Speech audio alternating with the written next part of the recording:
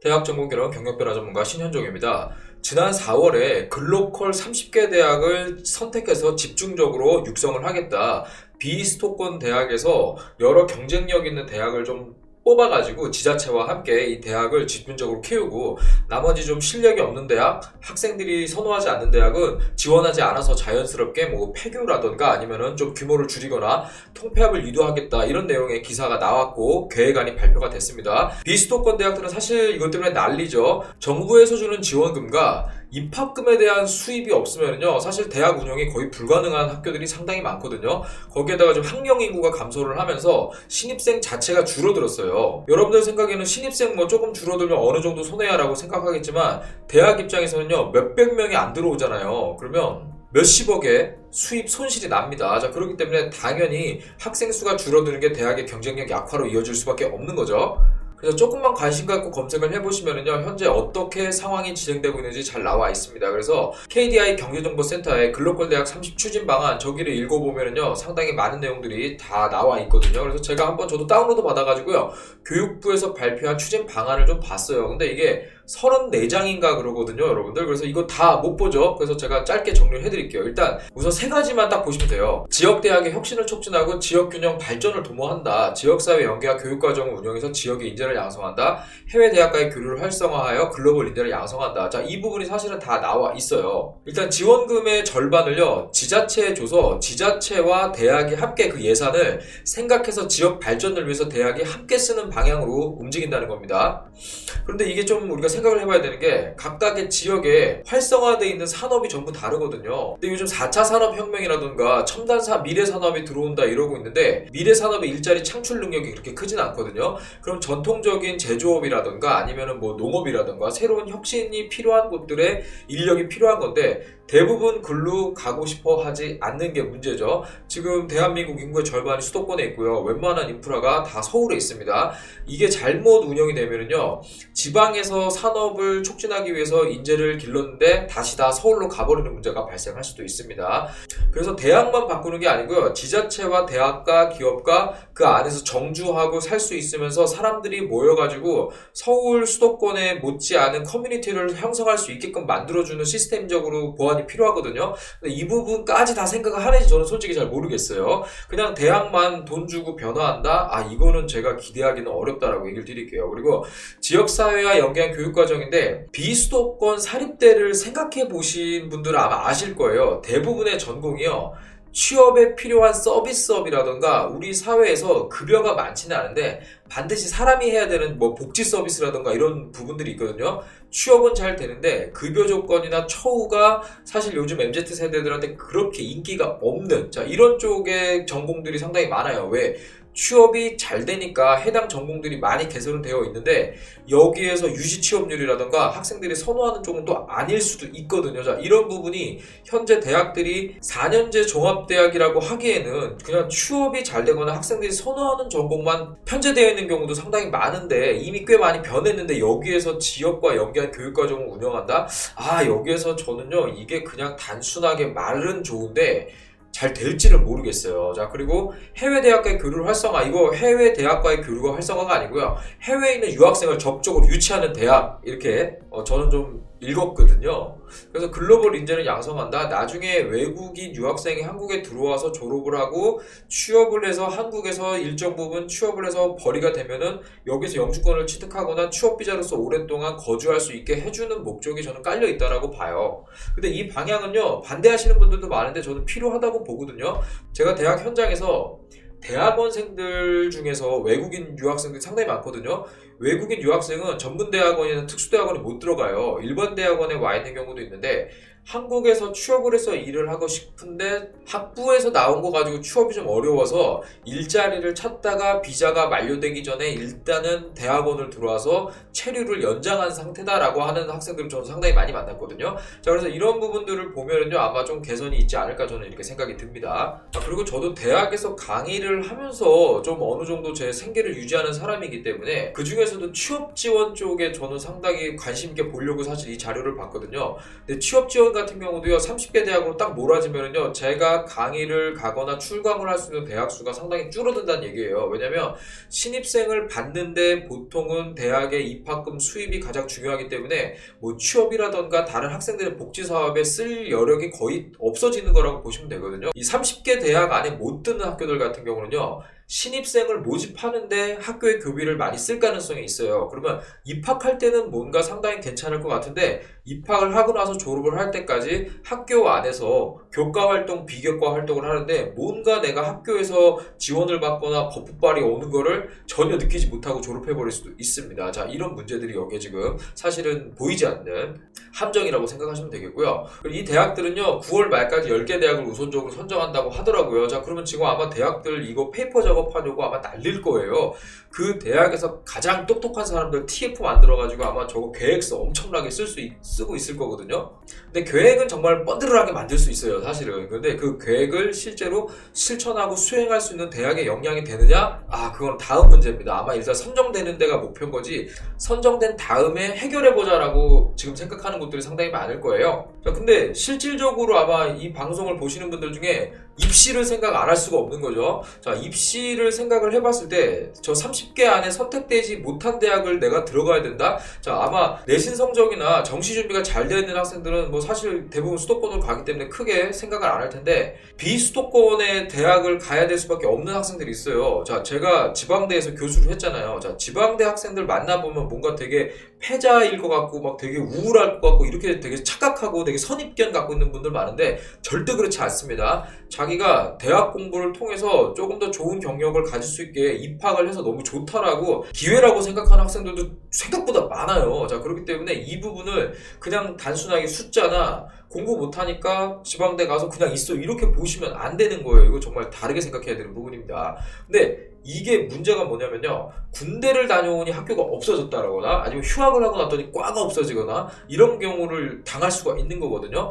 폐교가 되면 문제가 있어요. 폐교가 되면요, 학교가 없어졌기 때문에 인근의 국공립대학교 가장 가까운 데로 소속 변경을 해줍니다. 여기서 잘못 알고 있는 게 국공립대학으로 가게 됐으니까 좋은 거 아니야? 아니에요. 거기에서 수업을 듣는 거지 졸업장은요, 내가 입학했던 학교로 나와요. 물론 겉에 워터마크는 그 국공립대학교 워터마크겠지만 안에 내용을 읽어보면 내가 입학했던 학교의 졸업장이 나오는 거지 국공립대학으로 소속 변경이 됐으니까 나는 이제부터는 뭐 직업국 학생이야, 이거는 아닙니다. 그리고 이게 학교를 다시 다니는 거랑 똑같은 거죠. 그러니까 적응도 다시 해야 되고 거기서 친구들도 새로 만나야 되고 교수님도 모르는 사람인 거죠. 자, 학교란 데는요, 저스트 수업을 듣는 게 아니고 문화라는 게 존재하는데 이게 송두리째 바뀌는 거거든요. 이거 생각보다 쉽지 않습니다. 그리고 폐과는 더 문제예요. 일단 폐과가 선언이 되면요, 바로 없어지는 게 아니고요, 일정 기간 동안 학교에서 그 과를 유지를 하다가 신입생을 받지 않고 1학년을 입학한 사람이 4학년이 돼서 나갔을 때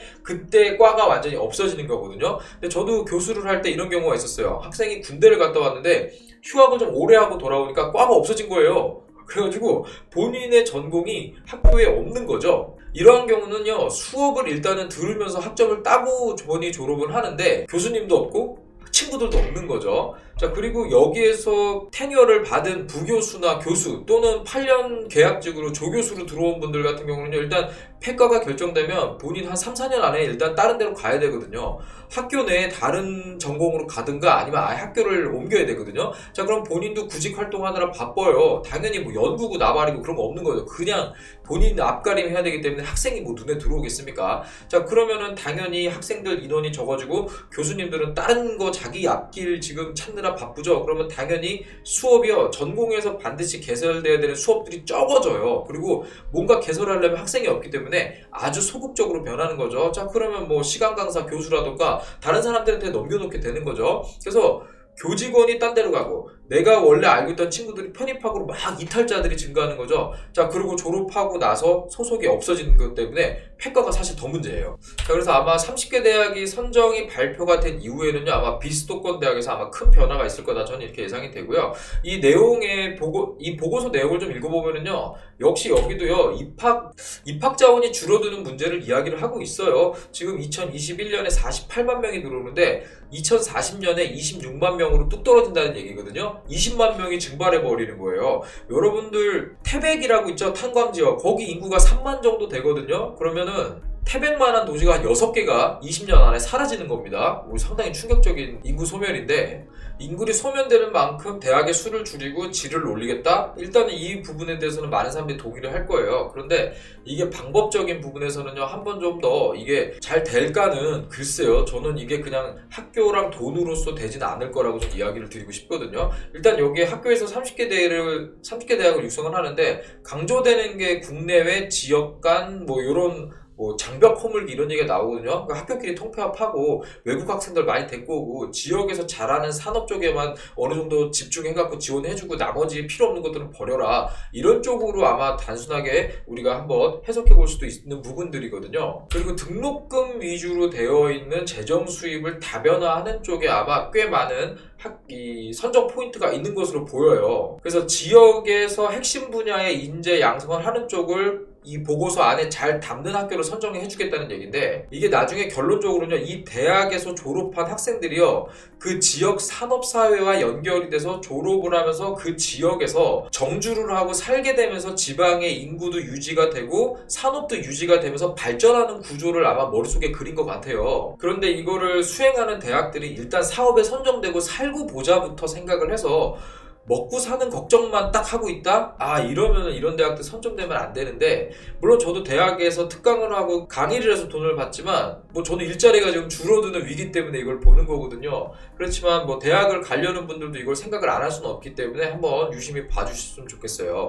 그래서 여기 사례들이 좀 나오는데, 여기에 나온 사례들이 맞는 것도 있고 좀 틀린 것도 사실은 있어요. 대학에서 복수 전공이나 연계 전공이나 아니면 산업체 계약 전공이나 이런 것들을 통해 가지고요, 대학에서 기존에 학부 중심으로 종합대학이니까 일단은 모든 과를 편제해두고 거기에서 막 학생들을 받는 구조였다면 조금 바뀌는 쪽으로 사실 대학들이 변해온 건 맞아요. 이것들을 조금 더 강화를 하거나 창업과 창직대학을 만들려고 하는데, 자, 저게 문제가 뭐냐면요, 지금 지방대 가시면요 메이커스 스페이스나 창업과 관련된 거 많이 해놨거든요. 그런데 창업과 관련된 제대로 된 교육, 기업가 정신, 안트프로너십을 대한 교육, 이런 거 제가 가서 본 거로는 거의 없어요. 문제는 창업을 해보지도 않은 분들이 창업 전문가라고 교육하는 데들이 거의 태반이거든요. 그래서 취업을 위한 창업 스펙을 만드는 것 정도지, 이 비수도권 대학에서 창업을 통해서 학생들이 실질적으로 일을 창직하는 경우는 거의 손에 꼽아요. 자, 이런 현실들을 좀 알고 있는지, 제가 갔던 한 대학은요, 충격적인 게 메이커스 스페이스 멋있게 만들어놨어요. 막 이렇게 중요한 분들 오셔갖고 테이프 커팅식 하고 이런 거 봤거든요. 얼마 있다가 제가 또 다시 가니까 학생들이 거기서 자거나 라면 먹고 있어요. 창업 공간이 아닌 거예요. 또 어떤 곳은 그냥 창업 공간 학생들이 없으니까 문 닫아놔요. 안에 시설은 엄청나게 잘 돼 있는데. 자, 이런 것들, 시설이나 이런 것들을 일반적으로 개방을 하고 학생들이 시간을 많이 보낼 수 있게끔 만들어줘야 되는데, 하드웨어적으로 번드르르하게 해놓고 그 학생들이 거기 있을 것이다? 그런 생각으로 이게 집행이 되면요, 글쎄요, 성공하기는 어려울 겁니다. 그 외에도 여기 보면은요, 재교육, 그러니까 업스킬, 리스킬이라고 되어 있는데, 우리나라에서도 이 사례는 많이 있죠. 지금 강릉 쪽에도 한 대학이 이렇게 바꿨고요. 그래서 아예 30세 넘어가지고 입학하는 사람들 같은 경우는 아예 등록금을 받지 않는다거나, 아니면 경주에 있는 한 학교 같은 경우는 아예 학교 자체를 거의 직업전문학교 쪽으로 개편을 하면서 입학에 대한 자원들을 많이 받는 쪽으로 바뀌고, 이런 식으로 바뀌었거든요.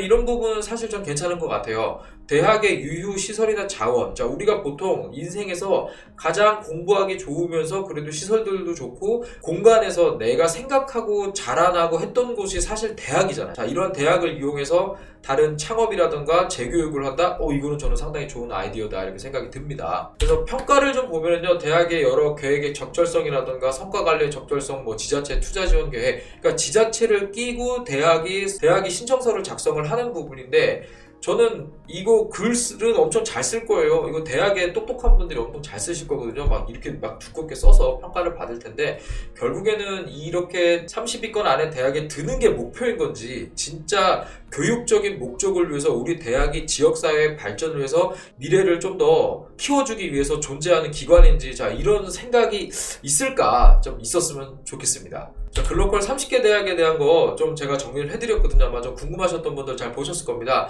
지금 자녀분들이 대학 입시 전략에 이러한 부분이 필요하실 수도 있죠. 자, 그러면 한번 참고해 보시면 좋겠고요. 편입을 생각하는 학생들도 있을 거예요. 학교를 그냥 빈자리 있다고 2년제에서 4년제로 점프하는 수단으로 그냥 가거나 이러지 마세요. 저 30개 대학에 듣는 학교가 어딘지, 실질적으로 졸업을 해서 내가 나중에 취업하는데 도움이 되는지 이런 것들 잘 따져가지고 교육부의 정책 변화 이런 것도 좀 주의 깊게 봐주셨으면 좋겠습니다. 네, 제가 준비한 콘텐츠 여기서 마치도록 하겠습니다. 구독하기, 좋아요 부탁드리겠습니다. 경력변화 전문가 신현종이었습니다.